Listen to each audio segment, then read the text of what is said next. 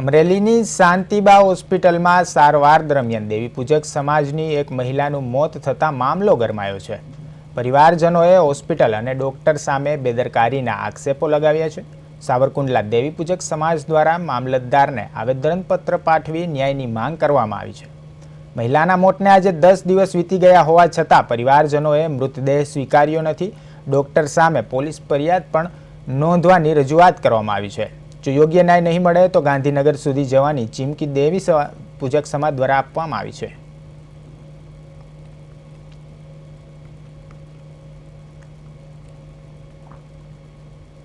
અને અમે અમારી માંગ એ હતી કે જે સાવરકુંડલા અમરેલી ખાતે જે શાંતાબા હોસ્પિટલમાં ડૉક્ટરના બેદરકારીના કારણે જે અકાળે જે ભનીબેનને મૃત્યુ નિપજાવવામાં આવ્યું છે એના ન્યાય માટે અમે સતત આજે 8-10 દિવસથી અમે રખડીએ છીએ, તો અમને કોઈ સાંભળવાવાળું નથી, અમને કોઈ ન્યાય આપતું નથી।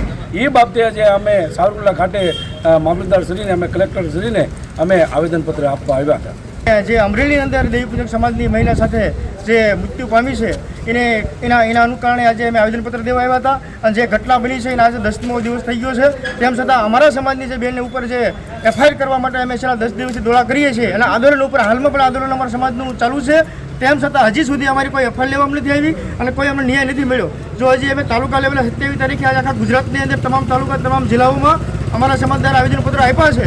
જો આ સરકાર 24 કલાકની અંદર હજી જો અમારા સમાજને એફઆઈઆર ફાળવવામાં નહીં આવે તો આવનારા 24 કલાકમાં અમે ગાંધીનગર ખાતે જવાના છીએ અને બોડી સાથે લઈને કે ભાવનગર જે અમારે પીએમ રિપોર્ટ ફ્રીજ કોલ્ડની અંદર પડી છે એ બોડી સાથે ગાંધીનગર અમે બોડી લઈને જવાના। ભનીબેનને 16 તારીખે શાંતાબા હોસ્પિટલમાં દાખલ કર્યા।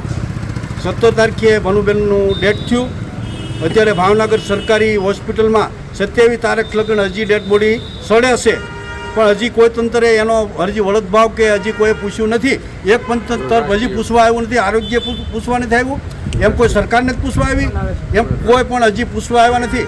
આગામી તારીખ અમે જાહેર કરવાના છીએ, સંકલ્પ સમિતિ બેહાડી અને આ ડેટ છે એ અમે ગાંધીનગર અમે લઈ અને ન્યાય અમે આંદોલન કરવાના।